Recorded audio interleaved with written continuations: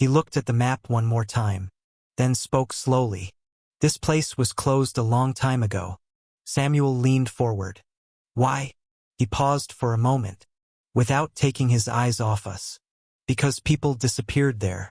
Silence filled the room. Ethan whispered. How did they disappear? He didn't answer. Instead, he opened the folder. Old photographs. Black and white.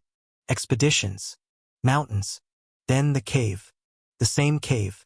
I recognized it instantly. That's the place, I said. He nodded slowly. Yes. Beneath that cave there's a tunnel. Daniel leaned closer. Where does it lead? He hesitated slightly. No one knows. Another silence. Then he added quietly. Because no one who went inside ever came back. When we entered the hotel, everything looked calm from the outside. We closed the door, drew the curtains. But inside there was no calm. Rusty sat by the door, ears up, eyes fixed. I walked to the window, pulled the curtain slightly aside. There it was. The black car. Not moving, but waiting. They're watching us, I said quietly.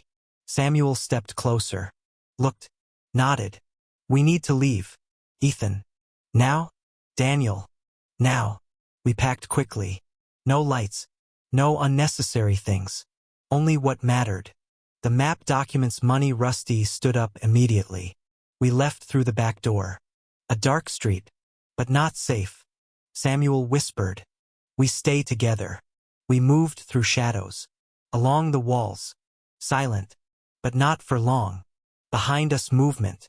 I turned. The black car. Now moving. Slowly. But straight toward us. They saw us, Daniel said. Don't run, Samuel said. Not yet. We turned. Another street. The car turned too. Now it was clear. This wasn't just watching. This was a chase. We started moving faster. Rusty ahead. Like he knew the way.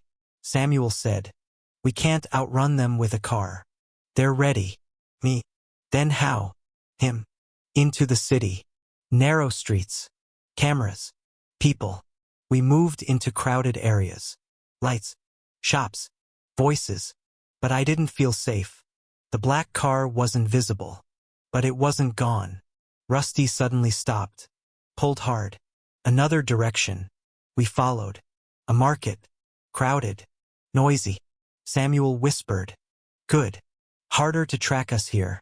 But then I noticed something. A man. Watching us. Not moving. Dark glasses. Not from the car. But the same. He sees us, I said.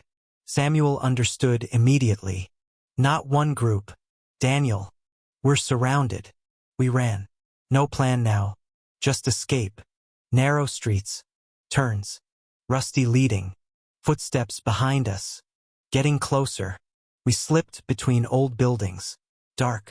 Damp. Samuel. Here. A narrow passage. We entered. Silence. Seconds passed. Then people ran past. Didn't see us. I exhaled. But it was temporary. Samuel. We need a car. A different one. Daniel. Or leave the city. I looked at the map. Mountains. The cave. Then I said. We're not leaving. They looked at me. Until I know why they're chasing us. I'm not stopping. Rusty sat beside me. Calm. But ready. That's when I understood. This wasn't just a story anymore. This was a hunt. But this time we're not the prey. Sometimes escaping is not victory. It's just buying time. We hid inside an old garage. Half-open door. Dark inside. Smell of metal. Rusty entered first. Then us. No one spoke. Just heavy breathing.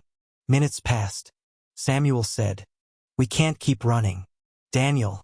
They'll find us. I leaned against the wall. Thinking. The black car. Why us? This was too much for something simple.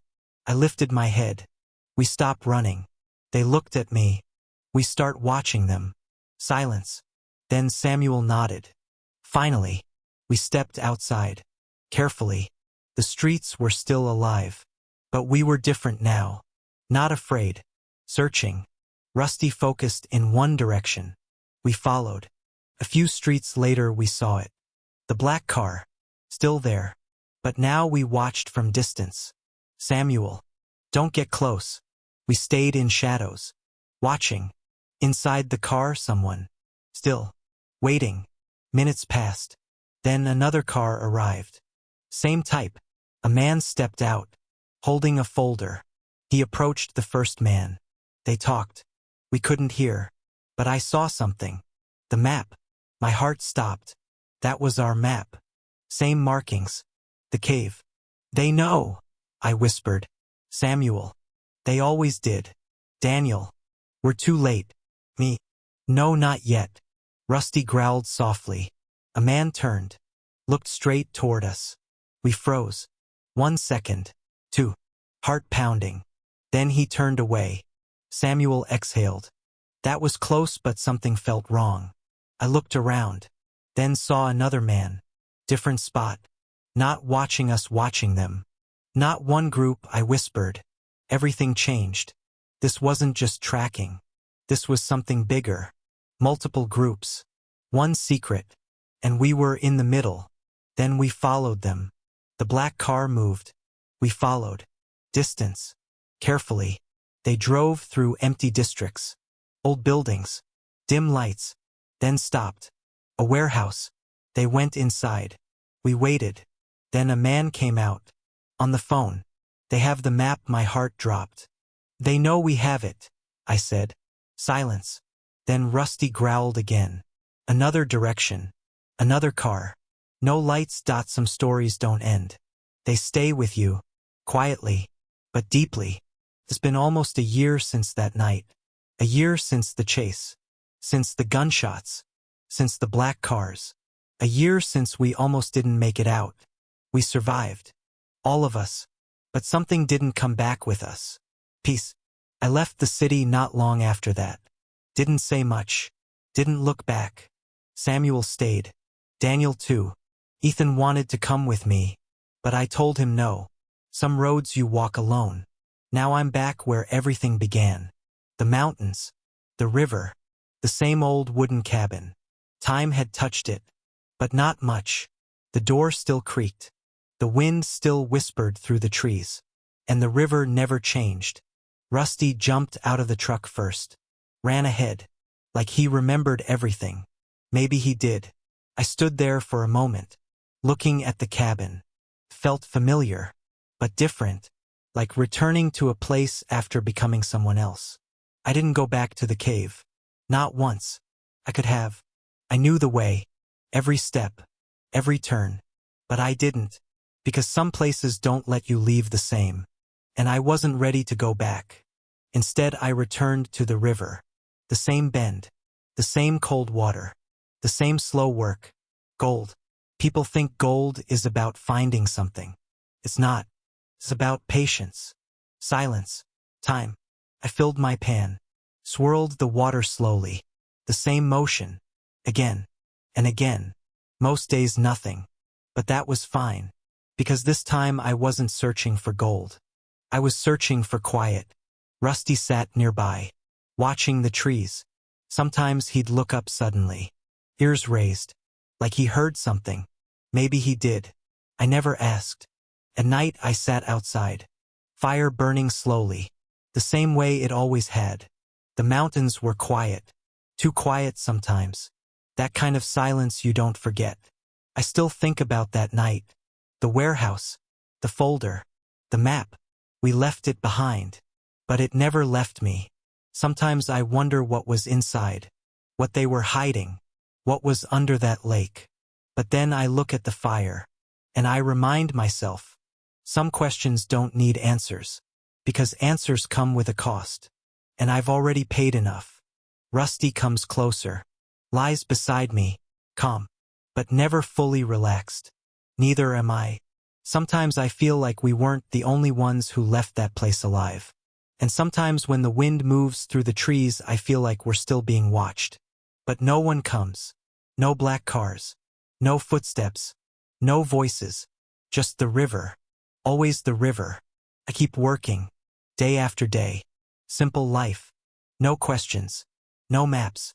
Just me and Rusty. And the quiet. But deep inside I know one thing. That story is not over. I just chose not to continue it.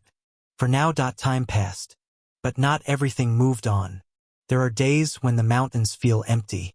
And there are days when they feel like they remember. That morning started like any other.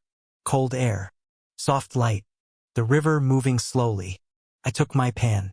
Walked down to the same place. Rusty followed me. But today he wasn't the same. He stopped more often. Looked back. Listened. At first I ignored it. Animals do that sometimes. But then he stopped completely. Right at the edge of the river. Frozen.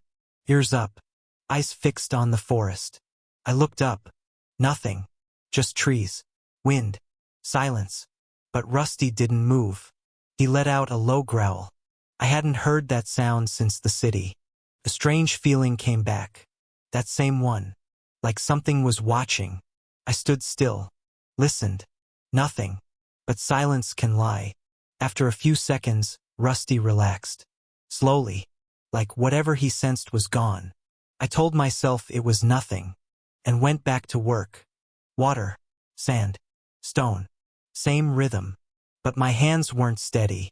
Later that day I walked further up the river. Closer than I had gone in months. Not to the cave. Never that far. Just closer. The forest felt different. Quieter. Too quiet. Then I saw something. Tracks. Not animal. Boot prints. Fresh. My chest tightened. No one comes this far. Not anymore. I crouched down. Touched the ground. Still soft. Recent. Rusty stood behind me. Silent. I didn't say anything. But we both knew. We weren't alone anymore. I stood up slowly. Looked around. The trees didn't move. The wind didn't change. But something felt wrong. I followed the tracks for a few steps. They led toward the mountains. Toward that direction. I stopped. My mind said go back. But my eyes stayed there. A year and still it pulls you back. I shook my head. No, not again. I turned away. Walked back to the river. Rusty followed. But once, just once, he looked back. That night I sat by the fire. Same place. Same silence. But something had changed. The mountains didn't feel empty anymore. They felt occupied. I held the cup in my hand. Watched the fire. And then I noticed something. On the table. The map. I hadn't taken it out. Not for months. But now it was there. Open. I slowly leaned forward. The same mark. The cave. But something else, something new was there. A line. Faint. Leading deeper. I didn't remember that line. My heart slowed. Then faster. Rusty stood up. He stared at the map. Then at me. I didn't say anything. But one thought came back. Clear. Strong. We were never the only ones looking. Third group, I whispered. Then suddenly noise inside. Shouting. Something crashed. Then gunshots. We dropped to the ground. Rusty down. Doors burst open. People ran. Two sides. Fighting. Then a man fell. A folder dropped. Opened. Inside a map. We watched. Then everything went quiet. They left. Both sides. The street empty. But the folder still there. I said quietly, we need to take it. But there was no time. Footsteps. Returning. We leave. Now. We moved back. Silent. Dark streets. Rusty stopped. Listened. They were coming back. Now we run. We ran. Narrow streets. Turns. Then dead end. No, Ethan said. But I saw something. A narrow gap. There. We squeezed through. Dark. Tight. Footsteps behind us. Closer. Then silence. They passed. Didn't see us. We stopped. Breathing. I leaned against the wall. This is not a game anymore. Samuel. It never was. I closed my eyes. The folder. We left it. But this wasn't over. This was just the beginning. Rusty sat beside me. Quiet. Ready. I opened my eyes. We're going back. But next time we don't run. Some stories don't end when you walk away. They wait. quietly, patiently, for you to return. That night, I didn't sleep. The fire burned low. The wind moved through the trees. But something else moved with it. Rusty didn't lie down. Not once. He stayed near the door, watching, listening. I sat at the table, the map in front of me. That line. It wasn't there before. I know that. I've looked at this map too many times. Every mark, every corner. But this was new. The thin line, faint, but clear enough, leading away from the cave, deeper into the mountain. I traced it slowly with my finger, and something about it felt wrong. Not like a path, more like a direction. Rusty suddenly growled. Low. I froze. Then I heard it. A sound. Outside. A step. Slow. Careful. Not the wind. Not an animal. Something else. I stood up slowly. Didn't make a sound. Walked toward the door. Rusty was already there. Still. Focused. I reached for the handle. Paused. Then slowly opened it. Cold air hit my face. The forest stood still. Dark. Quiet. But not empty. I stepped outside. Looked around. Nothing. But then I saw it. At the edge of the trees. A shadow. Gone in a second. Too fast to see clearly. But not fast enough to doubt. Someone was there. Watching. I didn't move. Didn't chase. Didn't speak. Because I already knew. This wasn't over. It never was. I stepped back inside. Closed the door. Sat down again. The map still open. That line. Still there. Rusty came closer. Sat beside me. Calm. But ready. I looked at him. Then at the map. Then finally said it. Quietly. But clearly. We're going back. Rusty didn't move. But he understood. This time. We wouldn't be searching. We would be ready. For whatever was waiting. For whoever was watching. And for whatever was hidden beneath that mountain.